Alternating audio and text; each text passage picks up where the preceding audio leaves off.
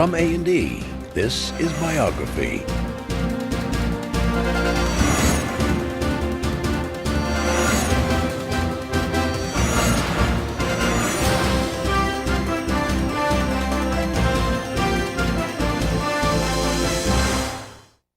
Welcome back to the Royal Observatory in Greenwich, England. Well, we have made it to the final 10, the 10 people who have had the greatest impact on the last 1,000 years. In a way, they're all explorers, for each set their sights on a distant frontier. But when it comes to their actual professions, it may not surprise you that half of them are scientists. For if the past millennium is marked by anything, it is the fact that scientific discovery is the single greatest agent of change on the planet.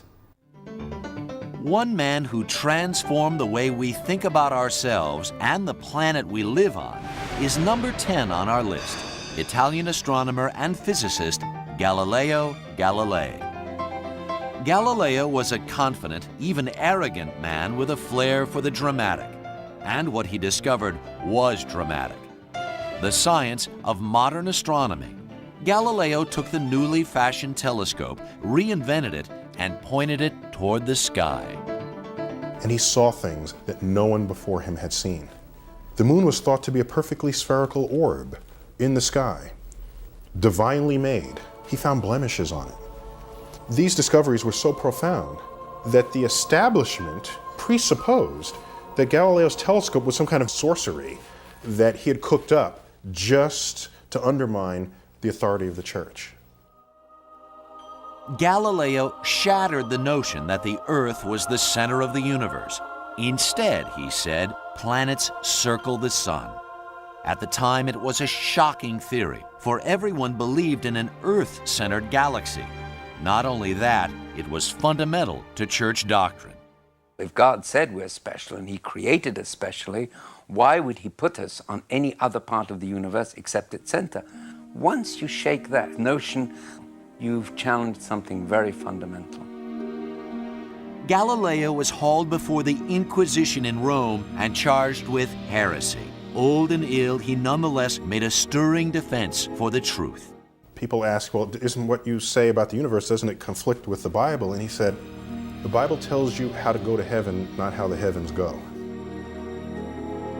But the church was not amused, and Galileo was forced to repudiate his claims. He spent the last 9 years of his life under house arrest, the price he paid for being ahead of his time.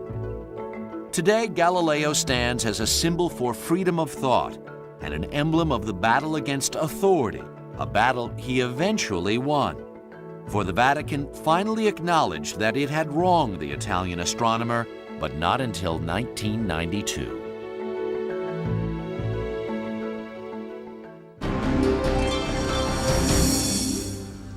Galileo followed in the footsteps of a man who revolutionized our understanding of the solar system in his spare time. Nicolaus Copernicus was never a professional astronomer. He worked most of his life as a church administrator in his native Poland. But what he accomplished in his off hours laid the foundation for everything we know about the galaxy. Copernicus was the first scientist to actually come up with a mind-blowing idea that then took hold and forced the world to rethink our position in the universe. Copernicus lived a century before Galileo, so he had no telescope to work with. Using only the naked eye and crude instruments, he dreamed up the theory that Galileo would one day prove. Copernicus theorized that the Earth and all the planets move, that our world rotates on its axis every 24 hours to make a day, that it completes an orbit around the sun in a year. It was at the time a ridiculous notion that just turned out to be right. It gives us contemporary astronomy.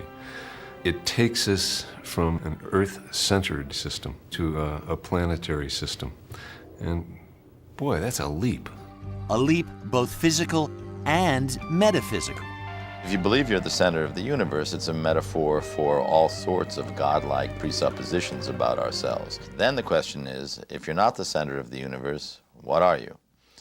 Who are you, where are you located, and what is the universe? And those are the questions we've been dealing with ever since. Copernicus realized the radical and explosive nature of his theories, and he kept them to himself for almost 30 years. Colleagues finally persuaded him to publish. Legend has it, the first copy was presented to him on his deathbed. Very few people, other than other mathematicians and a number of astronomers, are even aware of what he's done or even terribly interested. It's not really till Galileo comes along that the idea becomes the heart of an entirely new system and then really begins to take hold. The complex vision of the universe theorized by Copernicus wouldn't be fully accepted for another 200 years, but it would eventually take man to the moon and beyond, and inspire the generations of scientists who followed.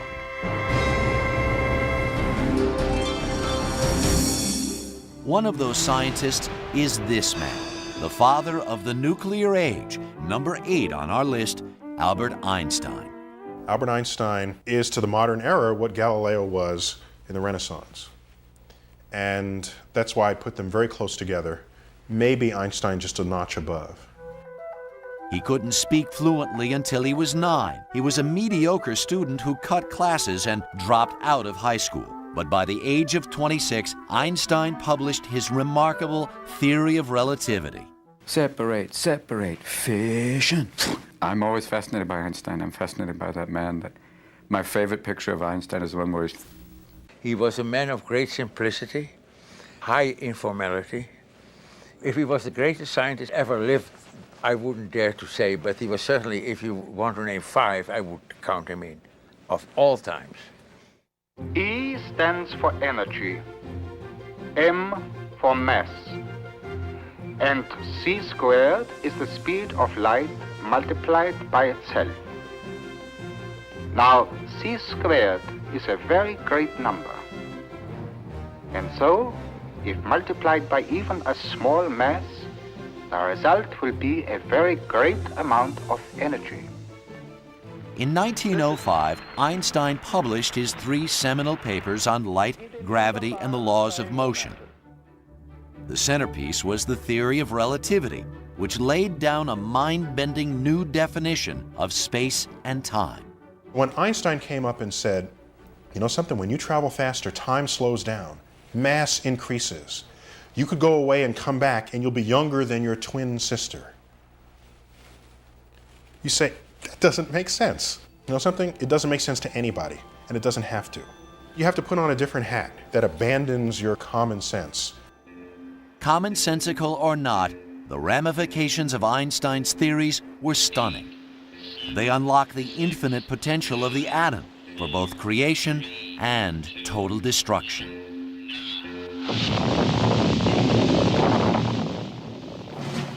Einstein, a longtime pacifist, was afraid of what his work might inspire and appalled by the rise of a new leader in his native land, Adolf Hitler. Einstein left Germany for the United States in 1933.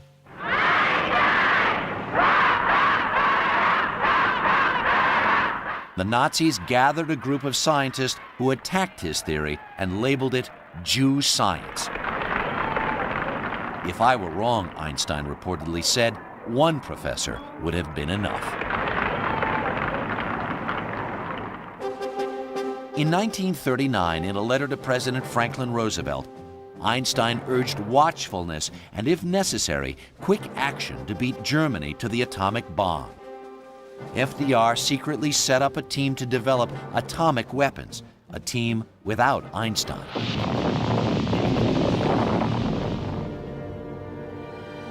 He was totally uninvolved in the development of the bomb. He did not even know what was happening. When he heard after Hiroshima what had happened, he said, "Oy vey," which means, "Oh my God." He was shocked. The nuclear age had begun, and Einstein was deeply concerned about where it would lead. It was a weird thing. He knew that this was Pandora's molecule, the manifestation of what we've been living under the fear of for the last 50 years. We're still living with the fact of who has a nuclear bomb. In his later years, Einstein worked for international peace and the creation of a Jewish state. In fact, he was offered the presidency of Israel in 1952. He declined the honor Yet famed playwright George Bernard Shaw still gave him sovereignty over the entire universe. Ptolemy made a universe which lasted 1,400 years. Newton also made a universe which has lasted 300 years. Einstein has made a universe, and I can't tell you how long that will last.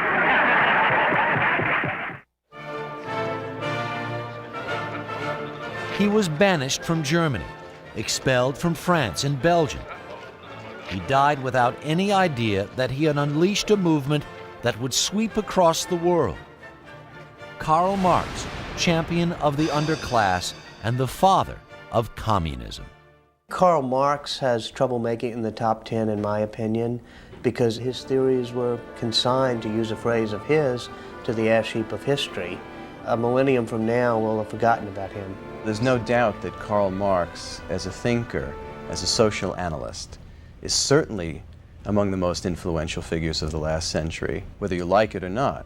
The perversion of his thought led to millions and millions of deaths. But when you talk about importance, you're not talking only about milk and honey. Karl Marx was a German scholar and editor. He barely earned enough to support his family, and 3 of his 6 children died in childhood.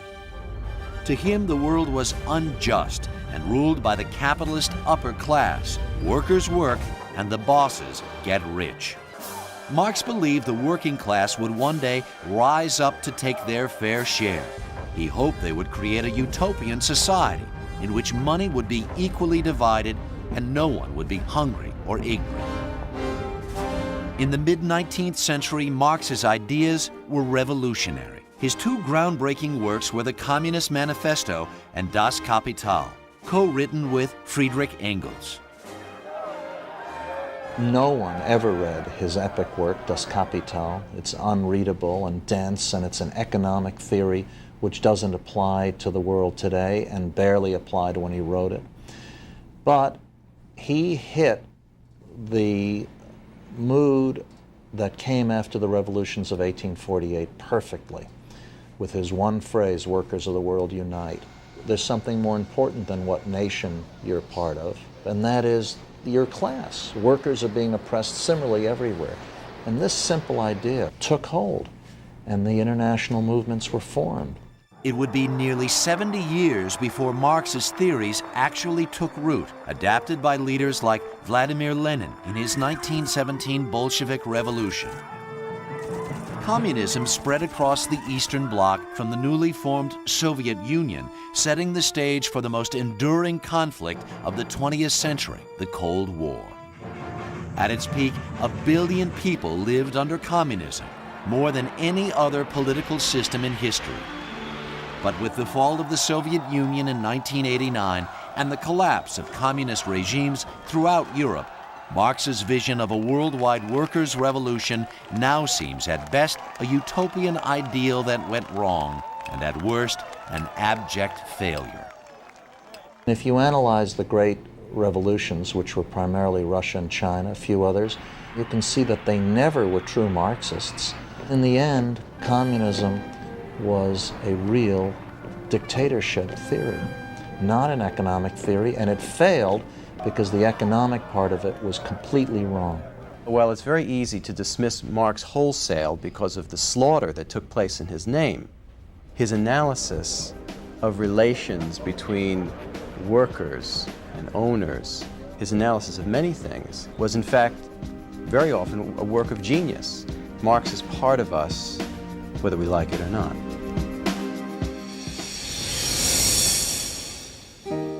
Christopher Columbus deserves to be on the list because he opened up the Americas and created the world that we know. He's controversial because of the introduction of slavery into the Americas, the decimation of the Native American populations can be traced to Columbus. Christopher Columbus, Italian navigator, discoverer of the New World. Few people on our list are quite so controversial. For his is a story of courage and a series of blunders. Columbus believed the world was almost all land.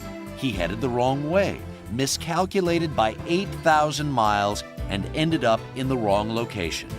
And Yet his magnificent discovery would transform our planet. By the mid-15th century, when the Ottoman Empire closed off access to the riches of Asia, Columbus speculated that the Orient could be reached by sailing not east at all, but west. He's a mystic, you know. He's sort of half genius, half crackpot. I mean, he believes, of course, he's finding the East, not the West. He's finding the Indies. At the time, most mariners believed the Earth was much smaller than it actually is. Yet they were certain that Columbus's plan would end in disaster. After 6 years, Columbus finally persuaded Spain's King Ferdinand and Queen Isabella to finance his journey. Columbus set off in 1492 on the first of 4 voyages west. He would sight virtually every island of the Caribbean, travel along Central America, and be credited as the first Westerner to lay eyes on the South American continent. He was also the advance guard for the creation of a mighty Spanish empire that would dominate the New World for more than a century. Columbus spread the culture of Europe to the Americas. He didn't discover America, but part of the theme of this millennium is the growing influence of European culture around the world, and Columbus is one of the most important players in that process. America was extraordinarily important to Europe because it created a sense of openness, of growth, of opportunity, which led to an extraordinary explosion of energy. And as Europeans conquered larger and larger areas, it led to a sense of confidence, which became one of the hallmarks of European civilization. While Europeans benefited from the opening of the New World, those who lived there paid a terrible price. Within 4 years of Columbus's arrival in the Caribbean, his men had killed or enslaved 1/3 of the native Taíno Indians on the island of Hispaniola. Columbus's Spanish patrons were delighted with the new lands he conquered, but uneasy with the many reports of brutality against the natives. When he gets to the New World, Spanish crown is rather upset about the way he behaves. So as an angel of good and an angel of horror, it's all him. In the century of Spanish dominion after Columbus, millions of New World natives would be slaughtered or die of disease brought by their conquerors, and the slave trade would usher in centuries of misery and humiliation.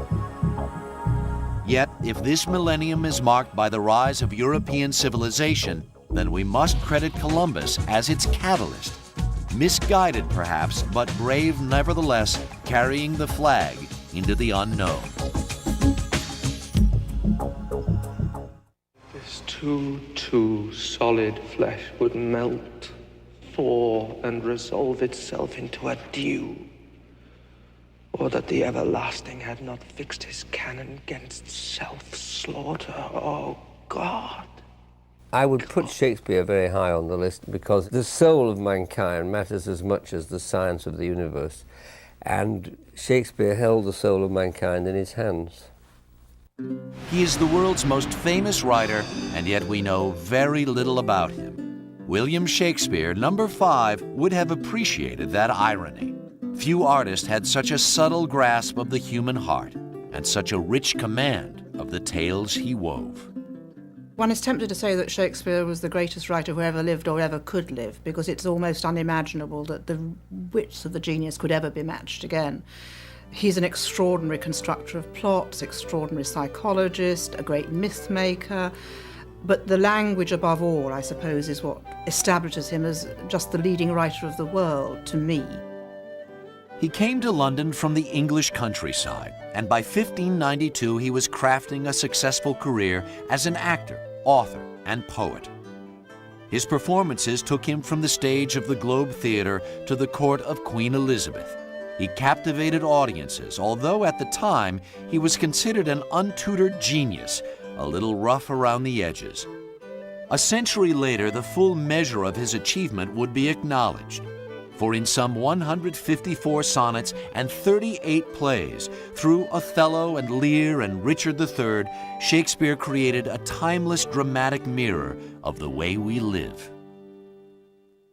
When we see a young man incapable of making a decision, an important decision, we think Hamlet. When we see an old man who is turned upon by his children and feels that his life has been worthless, we think of Lear. When we think of lovers, we think of Romeo and Juliet, and so on and so on and so on. You cannot name another writer who has created the models for the way we think as Shakespeare. Today, the works of Shakespeare are performed more than any other playwright. His plays are transformed into musicals, operas, ballets, and of course, movies, for they are the inspiration we return to again and again. I suppose if someone could name me a film that didn't draw directly from Shakespeare, I would think that that person was the next William Shakespeare. Because I think every plot, every story that anyone tells pretty much falls in step with the plots that Shakespeare invented. All of us, have William Shakespeare to thank. Shakespeare's works invite imitation. They almost beg for it. Two Gentlemen of Malibu. Have you ever heard that one? Oh, yet this simple wave will break slowly, yet not knowing why. Oh, boogie on, this not knowing this thing I do call thee friend, wax my board, and not know who thee are. Oh, gentle Richard, would that I had not known why. I don't care. It'd be great to think if Shakespeare could write Richard IV, I'm not willing, trapped before my time, sent unblind and not knowing. Ill laughed, and they do laugh at my shadow. I'm not a crook, yet knowing this, I will splice until dawn and walk towards the copter unknown. The richness of Shakespeare's inspiration, the complexity of his works, has led some people to ask, how could the son of a glove maker who never traveled beyond England be the author of such exquisite words? Some claim that Shakespeare was a front for a man of more noble birth who wished to be anonymous. One of the suspects is our number 38, Sir Francis Bacon.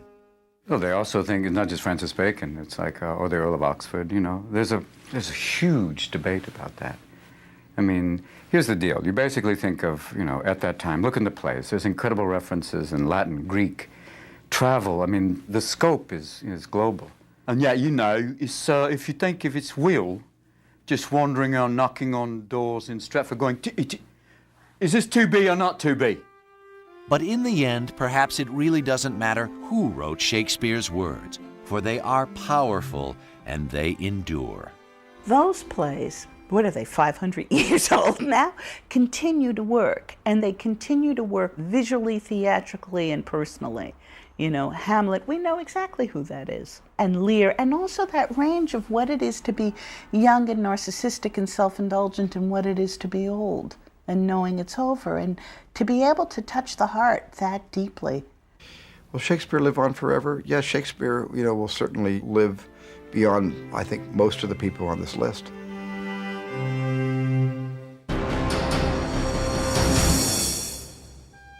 He trained to be a doctor, but couldn't stand watching surgery. He studied to be a clergyman, but that didn't work out either.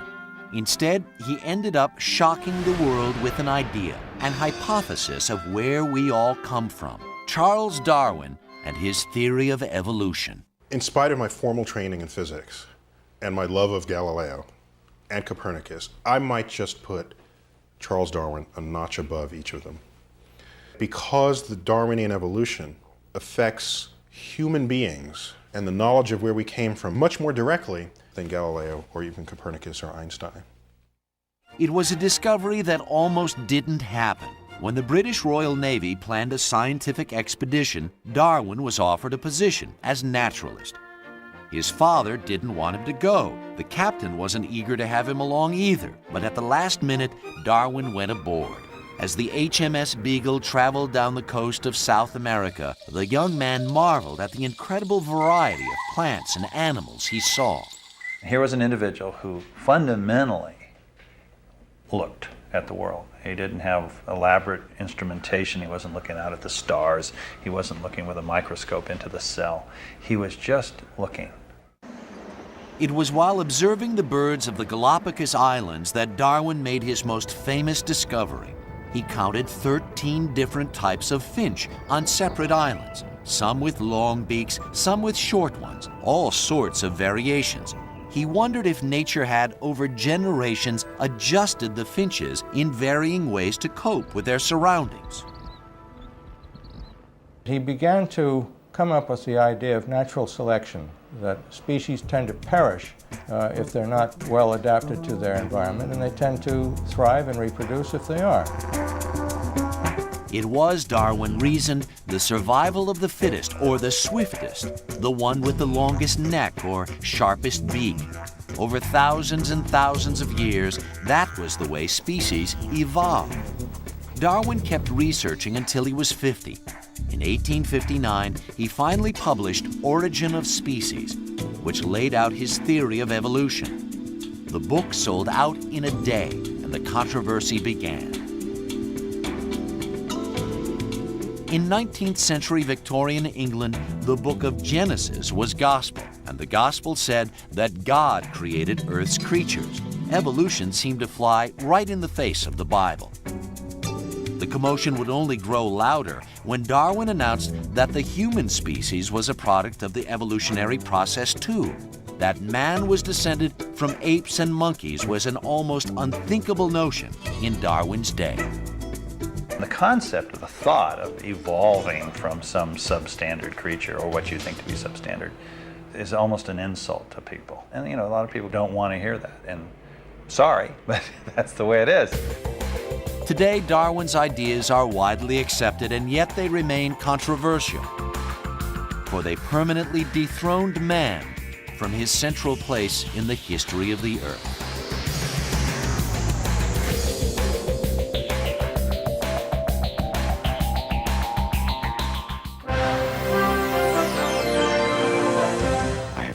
Because I've realized essentially, look, Darwin was wrong. I've got to get these gloves back to a gorilla. His father wanted him to be a lawyer and was appalled when he became a priest. But this simple German friar would transform the way we look at faith, and by extension, society itself. Martin Luther. The leader of the Protestant Reformation. I mean, he changed the world. I just assumed that he would, if not be number one, certainly in the top 5. Martin Luther's story begins with a crisis of faith. He was sickened by the corruption and greed of his fellow priests, and he was overwhelmed by guilt for his own sinfulness. He prayed and fasted for days on end. Finally, he had a revelation. Only by faith can man reach salvation, he decided. Not through donations to the church, not through a priest at all, just through devotion to God and His mercy. The church was saying, you need the priest, you need ceremonies, you need to use the church in order to attain salvation. Luther said, no. We cannot accept religious belief from others. Unless you have faith, unless you feel the faith within you, you cannot be saved. With Luther, it's a gigantic shift of authority from other people to the individual. You're not given the keys to salvation, you find them for yourself. Luther even began to translate the Bible from Latin into German so that all could read it. Changing religious practice from an obscure ancient dead language, Latin, to the vernacular, to your own living language, English, German, French, Dutch. It's a kind of repossession. I mean, it really lets you own your belief. The conflict between Martin Luther and the church came to a head in 1517 when Luther decided to take a stand. He attacked the Catholic hierarchy in a diatribe called the 95 Theses. Legend has him hammering the document to the front door of the local church. Luther was dragged before an assembly in the German city of Worms. When he refused to recant, he was declared a heretic and excommunicated. Soon after, Luther gathered his supporters together and established the first Protestant congregation, breaking off in protest against the Catholic Church. The central idea that there is no longer a homogeneous Western Christianity, that is an immensely important idea, a liberating idea. It's an idea that leads people to believe they can fashion their religion in their own way, and the proliferation of sects and individual oddballs and strange ideas in the years following Luther's revolution is quite extraordinary. Extraordinary, yes, but explosive as well. Although the Reformation broadened people's individual and intellectual freedoms, it also led directly to the 30 Years' War, one of the bloodiest in Europe's history. But despite the carnage that ensued from the Protestant Reformation, Martin Luther holds his position on our Millennium Countdown because he eloquently defined man's ability to relate directly to God. I think Luther's statement at the Diet of Worms, "Here I stand, God rest my soul, I can do no other," is in many ways the core statement of conscience that underlies all modern democracy.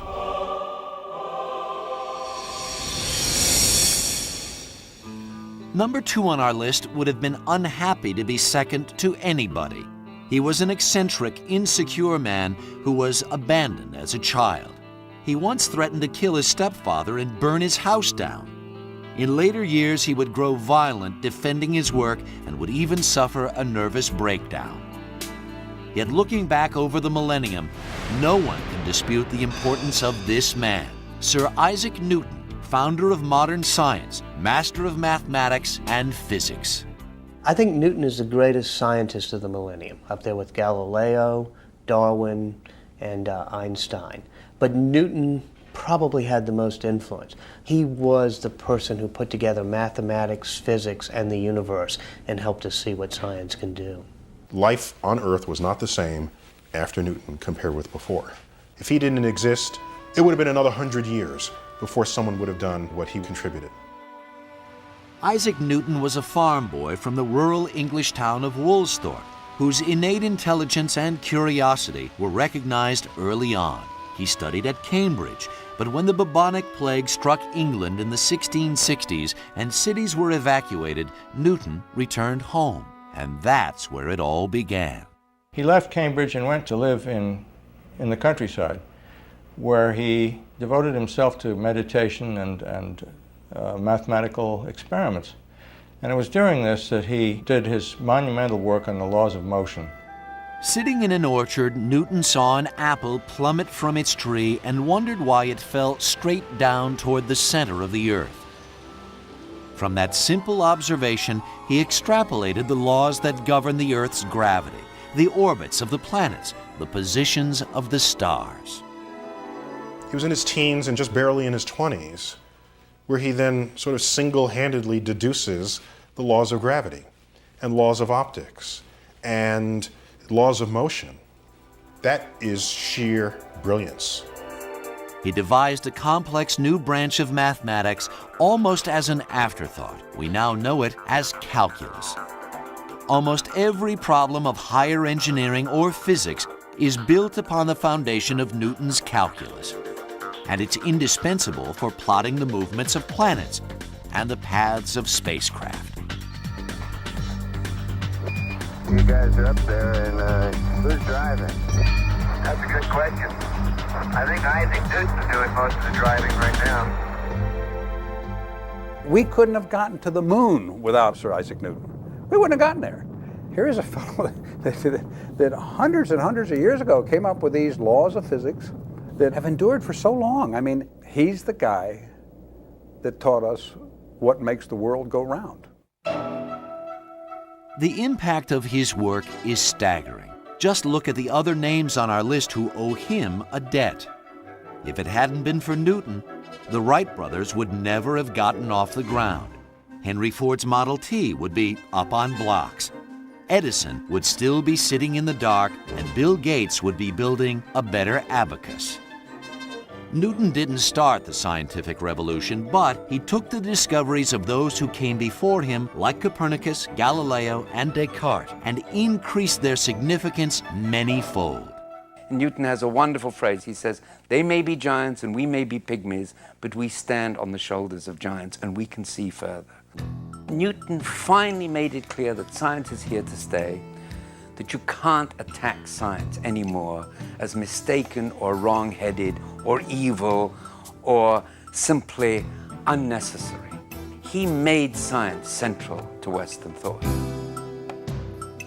The scientific age that Newton ushered in is so much a part of our lives today, we often take it for granted. But it was his groundbreaking theories of light and motion, mechanics and gravity that would eventually make science accessible to everyone. Finally, we could comprehend our planet and take our newfound understanding to the edges of the universe.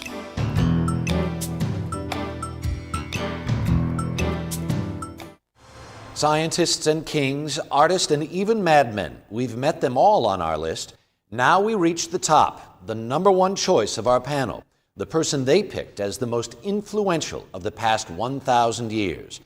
As always, our experts did not exactly speak with one voice.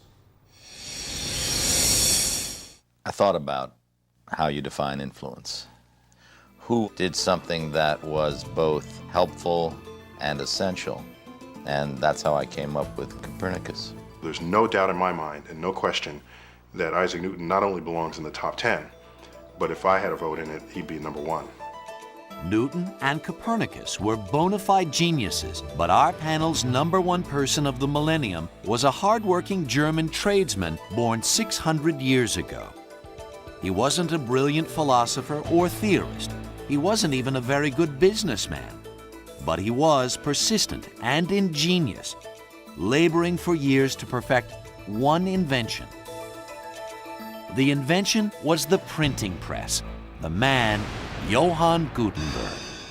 Gutenberg would be surprised, I think, to be number one because he was not a genius. Newton knew he was a genius. Copernicus knew he was changing the whole way we looked at the world. Gutenberg was sort of a tinkerer, a shopkeeper, somebody who puts together something.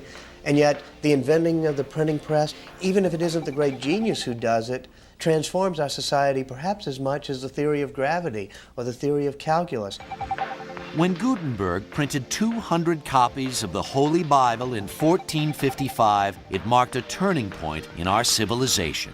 Before Gutenberg, if you wanted news, it almost always was oral.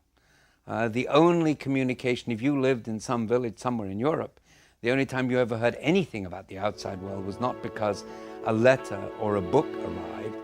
It was because someone arrived. Someone came and brought news.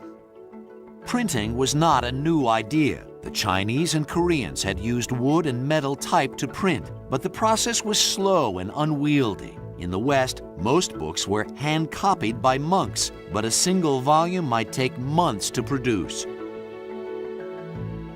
Gutenberg's breakthrough came when he combined earlier printing techniques with a new design for movable metal type. Then he put it all together with a press similar to one used to make olive oil. And with this, printing history was made. Gutenberg would continue in the printing trade until his death, but he was always short of money. In fact, when his splendid Bible appeared, all the profits went to his creditors. Yet, what Gutenberg wrought was astonishing. Within 50 years, 20 million books had been printed in Europe. In another 100 years, that number increased tenfold. We evolved from being a society that was all city-states and villages that didn't communicate to being a global society in which all information could be communicated. That starts with the printing press. Gutenberg's breakthrough helped Renaissance thought to flower and spread, and Martin Luther's Protestant Reformation to attract new followers. Then came the scientific discoveries of Descartes, Galileo, and Newton, and of course, the Industrial Revolution. News of technological breakthroughs, innovations in politics and the arts, all spread swiftly through newspapers, pamphlets, and journals. Gutenberg's printing press unleashed the power of ideas, and in many ways, his information revolution is only just beginning. Gutenberg allowed us to transmit information so much more easily and freely. That continues through the current day, through the invention at the beginning of the century of radio, then of television, then of the internet and email. It begins with Gutenberg, and it's a 500-year process. Over the past 5 centuries, that information has altered the face of history. Power left the hands of the elite. A literate middle class was born. And all around the world, authoritarian states have found it more and more difficult to keep their citizens in the dark. Governments may say, don't print this in the newspaper, don't pass this information around, but it's all being faxed around. You can't hide that much from the people anymore. The effect of the press on our lives is essential. We can't, as a democracy, live without it. It infuriates us. There's lots of bad press. But I've seen the opposite. I've lived in the Soviet Union in the bad old days. I've seen the effect of a non-press on a people. And if that's the option, then I think every American would say, count me out. I think what the printing press does is it makes democracy more inevitable. Because when people have ideas, when people have information, people will have power. That's what the French Revolution is about, the American Revolution is about. And what happens in the years from Gutenberg's inventing of the printing press to today is the gradual growth of democracy, freedom, liberty, and personal empowerment. You don't have that if you don't have the printing press.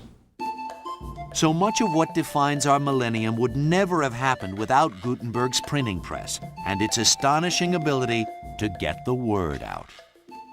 If we had no Gutenberg, we wouldn't have had Shakespeare. If we'd had no Gutenberg, we wouldn't have had Karl Marx. If we'd had no Gutenberg, we wouldn't have had Albert Einstein. Virtually every person on our Millennium list of 100 owes a debt to Johann Gutenberg. Consider those who wrote and published their theories and ideas, like Darwin and his Origin of Species, Jefferson's Declaration of Independence, even Hitler's Mein Kampf. Were it not for Gutenberg, they might not have been inspired to greatness or infamy by reading the works of others, and their own thoughts and ideas would not have survived beyond their own lifetime to influence future generations.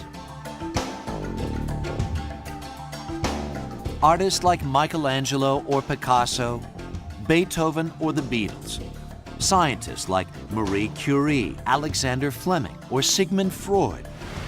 Their creations and discoveries have been reproduced on the printed page, broadcast on radio and television, and are now available to whole new audiences via the internet, thanks again to the printer from Mainz, Germany.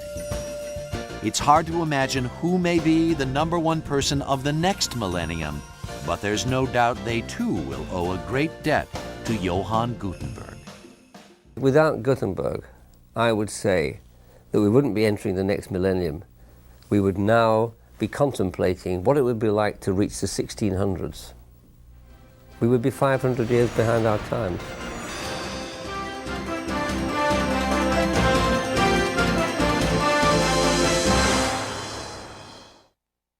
And so we come to an end, 100 lives for 1,000 years. Of course, our list is only a beginning. So many remarkable figures were left off, so many creative geniuses and world leaders. In the end, though, the point of this list is not any one individual name, but all of them together. The whole list itself, for it reminds us of the heights and the depths of which we are capable. It shows us the ways that one human being can make a difference, that one life can influence the world for all time. From the Royal Observatory in Greenwich, England, I'm Harry Smith. Good night.